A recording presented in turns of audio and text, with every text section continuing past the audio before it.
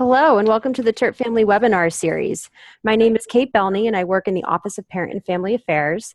For those who are new to this webinar series, it's intended to help you as parents and family members become informed consultants on campus resources. If you remember us in our office and presenting during orientation, we often like to say that during the normal course of events, there is no problem that can arise at the University of Maryland that can't be solved by your student using the many resources available to them here. So we understand that your students are going to you for help in their decision making and when they're really smack dab in the middle of solving their problems.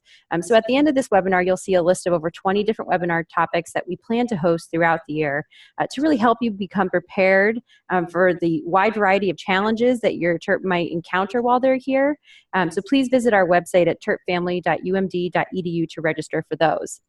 But for today, we're joined by Ann Hutchinson from the Accessibility and Disability Services Office to learn more about how family members can help their Terp navigate their office, understand eligibility, as well as accommodations. So if you have questions throughout the course of this webinar, please feel free to send them in the chat window, and we'll get to them at the very end of Joanne's talk. And with that, I'm going to hand it off to Joanne. Thank you so much for being here today.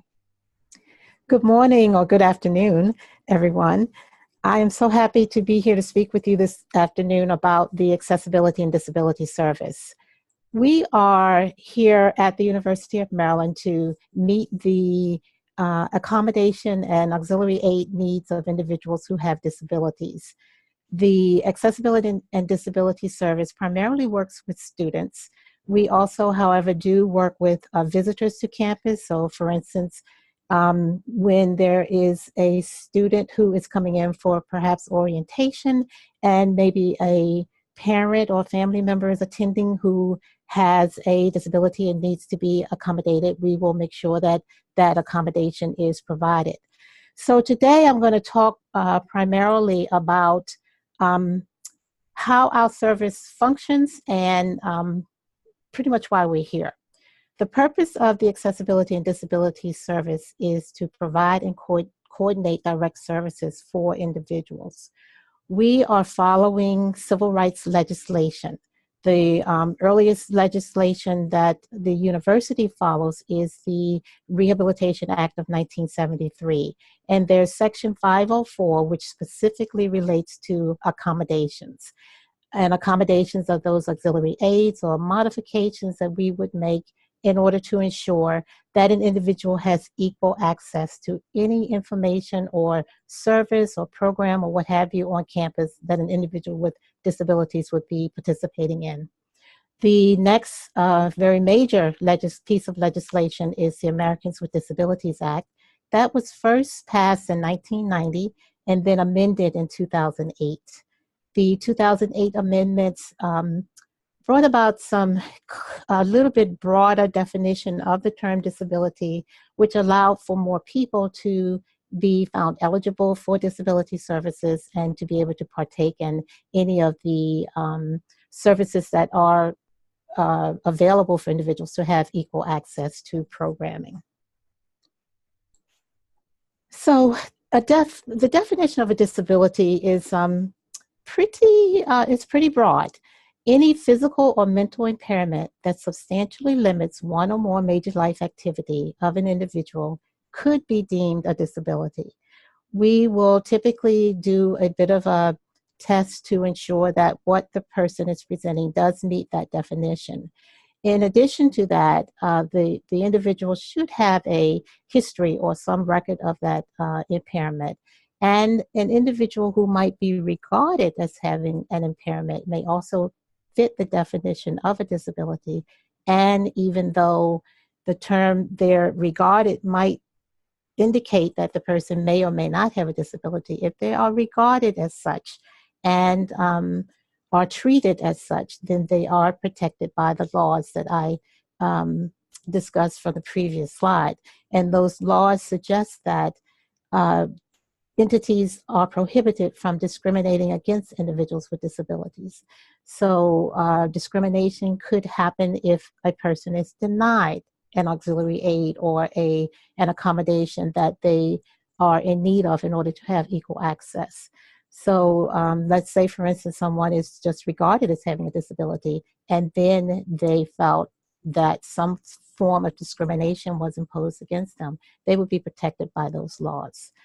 The laws indicate that entities that receive federal funds must follow that non-discrimination clause, and public entities such as the University of Maryland and state entities such as the University of Maryland. So what are some examples of functional limitations? I have a list here that is in no way all-inclusive of functional limitations. One of the things that we realize in working in the disability field is that we need to look at each and every situation as an individualized process. So we're not able to at all list all the functional limitations that we might be presented with as we're meeting with individuals and determining whether or not they're eligible for our services. But I have here just a few kind of obvious ones, such as seeing, hearing, eating, sleeping, walking, standing. And I will say that when the Amendments Act was passed in 2008, terms such as concentrating were added to the examples of functional limitations. And then some other bodily function conditions were added so that it made it much more simple for a eligibility determination to be made for individuals who were presenting with certain types of functional limitations. So I just want to talk a little bit about how we would work with your students as they are presenting with a disability. We know that in K through 12, kindergarten through 12th grade, typically the school system might identify a student with a disability. Now, I understand that many parents are going to the school counselor or whomever and sharing that their child may have been diagnosed with some type of a disability. But it's not uncommon for the school system in kindergarten through 12th grade to identify students with disabilities. One of the things that is different in higher education is that the individual is responsible for initiating that contact. So we are not in the, we're not in the, we do not use a process of identifying individuals. They must initiate that contact and identify themselves to our office. We also are operating a little differently from K through 12 in that typically in the kindergarten through 12th grade, students are basically entitled to services. One of the things that is a premise of K through 12 disability service is that the school system wants to do what they can to ensure the success of that individual so that they can get through the 12th grade or get the certificate of having attended school. In higher education, it's a matter of ensuring equal access, and we do not say that we ensure success, but we do ensure equal access, and the person has to identify themselves. They do need to go through an eligibility process rather than an entitlement process. So individuals with documented disabilities should contact the Accessibility and Disability Service Office to register for services. We have counselors who work directly with individuals, individually with them, and who interview them, have them share their narrative while we're reviewing their documentation, and then making a determination of their eligibility for our service. During that registration meeting, which typically takes about an hour, we would then be establishing the accommodation letter. So the process is that the student would contact the ADS office to register for services. They would present their documentation, and we follow the nationally published documentation guidance from our professional organization, the Association on Higher Education and Disability. We ensure that the documentation is relevant, that it's completed by a qualified evaluator, someone who is qualified in that area of medicine or conditions. And then we have that personal interview with the individual. And there are times when we might even consult with whomever evaluated that individual just to make sure that we have clear information about the situation. If we have any questions about it, we can contact the evaluators to try to get clarification. So what should your student expect when they are entering college and they are an individual with a documented disability? They should expect to be able to have a meeting with an ADS counselor, Accessibility and Disability Service counselor, to establish their accommodations. They should expect that their accommodations will be implemented in a timely fashion, and that there's cooperation from instructors in the implementation process. Your students' instructors are very important in this process because they are those who are working with your students, and they are the ones who have a very large role in ensuring that the accommodations are implemented. And then your student should definitely expect that there's privacy and confidentiality. Each student will receive an accommodations letter from our office, and one of the first statements in bold is that instructors need to understand that this is a confidential process. They are not allowed to discuss anything related to the student's registration with the Accessibility and Disability Service with anyone without that student's written permission to do so. And then your students should definitely also expect to be able to have access to a counselor here in the Accessibility and Disability Service when they have questions or when issues arise. We are here to help students resolve issues that arise around the implementation of their accommodations and the process through which the accommodations are implemented. And they should definitely be able to expect that this is a collaborative and interactive process. So it's not the ADS office single-handedly implementing the accommodations, but it involves the ADS office, the student, and the instructors who will be working with your students. So now I just want to talk a little bit about what your students' responsibilities are. As I mentioned before, the student with a disability is responsible for initiating that contact with our office, for scheduling the meeting, and for submitting their documentation. We do get a lot of assistance from parents and family members, which is fine. Typically, the student has ensured that they have given their permission for their parents or family members to be involved. The student is also responsible after receiving their accommodation letter during that first registration meeting that they have with the ADS office to share their letters with their instructors. So they should be having a private office hour meeting with their instructors at the beginning of the semester to share their letters with them. And then they are responsible for working with their instructors to develop a specific implementation plan for their accommodations. As I mentioned before, each student is an individual. Each student has an individualized letter. So the implementation of an individual's accommodations is going to vary from one individual to the next, and students need to make sure that they have a very clear and specific conversation with their instructors to develop the implementation plan for their accommodations.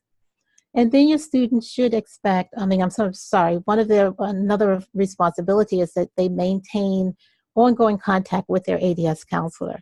Now, we're not saying that students have to have ongoing meetings or continue to submit documentation or that sort of thing, but we definitely want to hear from students who might be experiencing some issues or concerns, and we want them to understand that we're here for them to address any concerns that may come up. And then, of course, if a student's disability status or their accommodation needs change, they're responsible for letting our office know and for working with the counselors here in order to ensure that the accommodation letters are updated to meet whatever changes have come up. So I talked a lot about accommodation letters. And now I'm just going to say a little bit about what's included in those letters. We definitely are including the classroom accommodations that an individual might need. And again, an accommodation is some form of a modification or auxiliary aid that is provided for the individual in order that they have equal access. So for instance, extended test time for exams is an accommodation, and that accommodation is provided for students who, for whatever the disability condition might be, would require more time in order to finish their exams, just as an individual who does not have an accommodation would be finishing their time in their exams in the regular test time. We do have a testing office here where individuals can come to take their classroom exams. We also have several rooms that are private, where an individual will be the only person in that room, to ensure that they are they're in an environment that's less distracting, they're in a quiet space. Another accommodation involves absences. There are some medical conditions where we know that a student might be absent from class. And we want the instructors to be aware that there may be times when the student would not be in class, and therefore make sure that you're working with that student to meet with them once they do return back to class, and to help them to get the makeup work that they need. We also have a assistive technology office on campus where printed materials are converted to alternate format. So some students learn better by listening to their textbooks or handouts, and so we can convert printed materials to audio format. We also have the process, or we have vendors who can work with us to convert to Braille or other types of alternate format for students who might need that. Of course, we have sign language interpreting for students who are deaf. And then the transcribing process is for students who are hard of hearing, but they don't use sign language. However, they are not able to capture the entire lecture because of their hearing impairment. So we have a transcriber in the classroom who is, you may have seen court reporters who are typing away as the court proceedings are going on. That's what our transcriber does on their computer. And the student who has the hearing disability is sitting at another computer, a reader computer, where they are getting all access of the lecture, some of which they would have missed if it wasn't being transcribed for them. In terms of assignments, we help students work with their professors or their instructors in order to have assignment substitution where it's necessary and feasible for that class. Such substitution might involve a student who, with social anxiety or other kinds of situations in which they're not able to make an oral presentation, they may be assigned a substitute assignment to compensate for the fact that they are not able to meet the oral presentation or group presentation requirement of the course. Some students are able to get advance notice of assignments so that they can start working on it in order to be able to have it done in a timely way when the rest of the class is due to hand in that assignment as an accommodation. And then other students might have extended due dates where they may have an additional day, 2 days, or what have you, to hand in an assignment. And all of that is agreed upon with the instructor and written into a plan so that everyone knows what the expectations are of both the student and the instructor. And then there are students who might need a note taker in their classes. For instance, one very prominent need for a note taker could be someone with attention deficit hyperactivity disorder who gets easily distracted and might miss some of the lecture, and therefore would require a note taker to provide them with notes after class.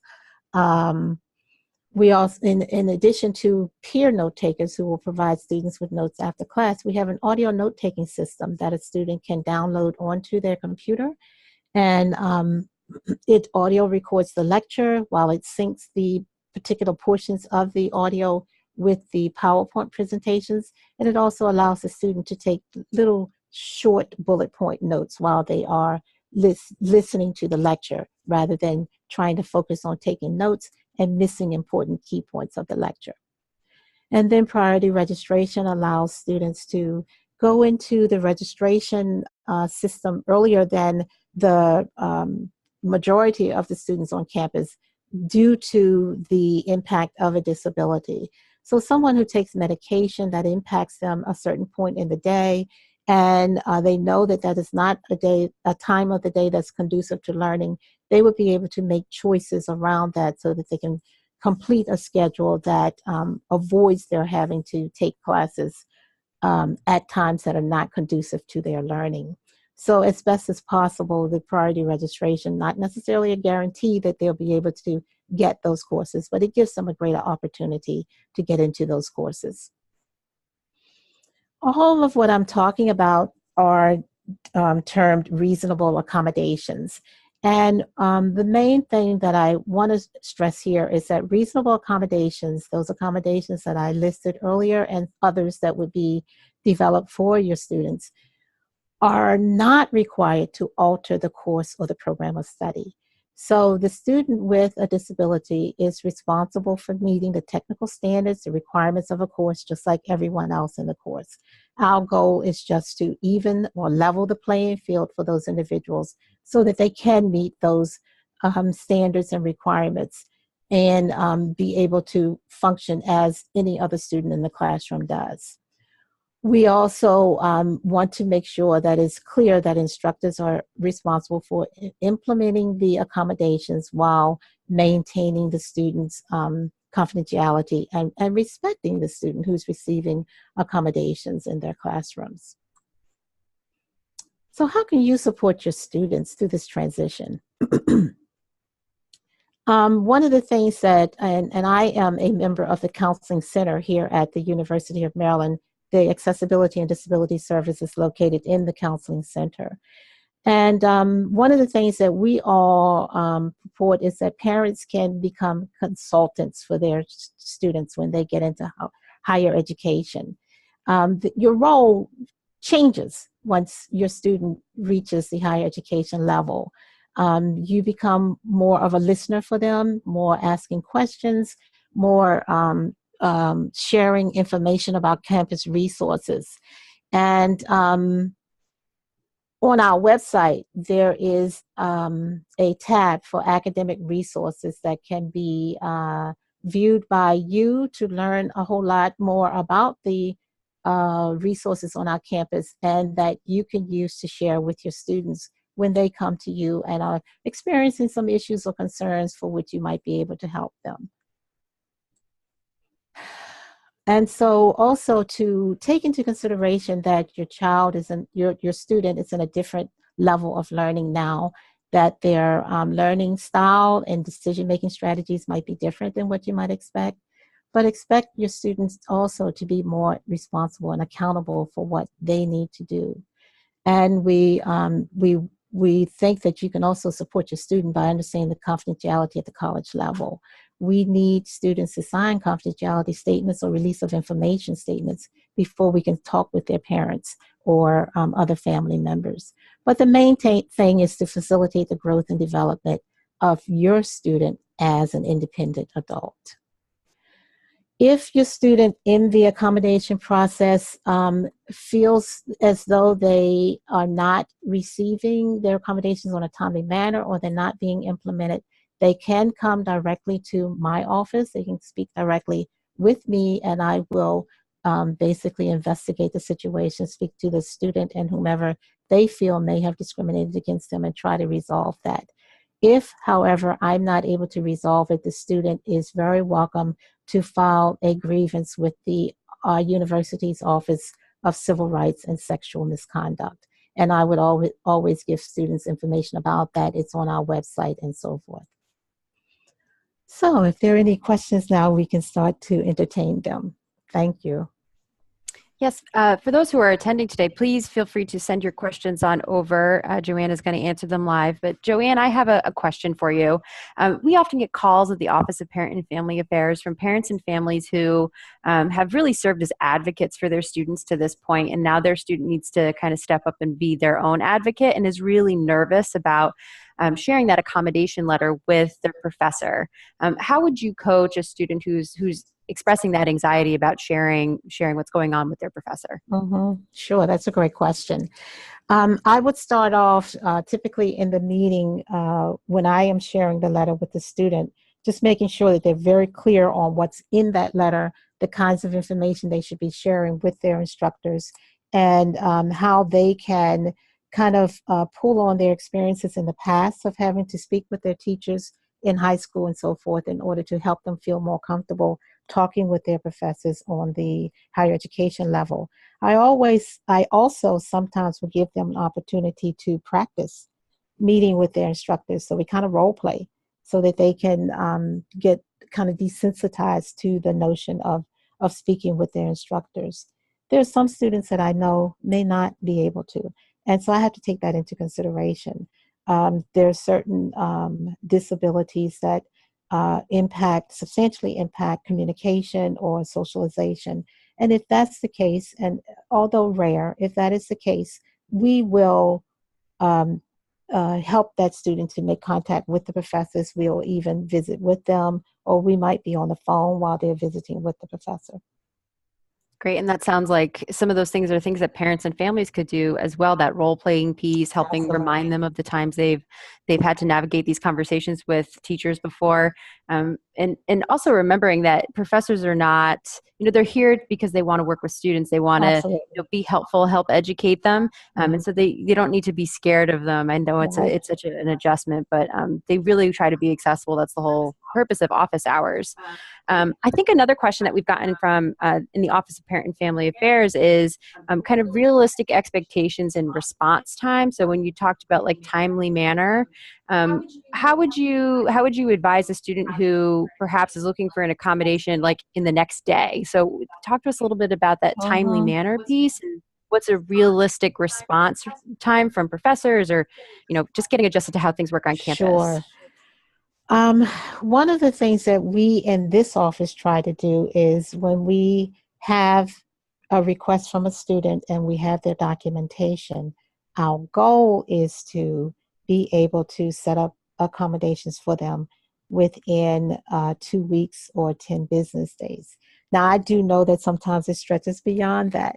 I also will say that when it looks like it's going to stretch beyond that, we as counselors here will go into our calendars and look at interviews that might be into the future and do some preliminary work with those students, contact them by email, review their documentation, maybe even in that email have preliminary accommodations set up for them that they can start using. The email would be would have very specific explanatory information in it on how to implement their accommodations, and then they would come in for their meeting when it's scheduled. The notion of when it would be implemented once they have their letter, when the student shares their letter with their instructor, there's very little chance that they're not going to be implemented immediately. So a lot of times it's extended time for tests, or it may even be extended due dates. It's at that point that the student can start working with the instructor to get those implemented in a very, very quick way. Fantastic. And I think part of it is also reminding students, don't wait until the day before your test. Absolutely. Just ask for those accommodations. Sooner, early bird catches the worm, so to speak, Right. To get on y'all's calendars. Okay. Well, thank you so much for your time, Joanne, and for chatting with us this afternoon. I know I certainly learned a lot, and I hope all of our attendees understand a little bit more about the services you all provide. So as we bring this webinar to a close, I'd like to remind everyone that a recording is being made of the webinar, and it's going to be available on the Terp Family YouTube page. And you can access that recording through our website, which is terpfamily.umd.edu. So if you'd like to rewatch this with another family member or refer it to your student, please do so. We'd love to have you share it with other folks. You'll also receive an email this afternoon asking for your feedback to the email that you registered with. Please let us know how we did and how we can improve on future webinars. We absolutely welcome your thoughts. And so with that, have a wonderful day. Thank you so much for attending.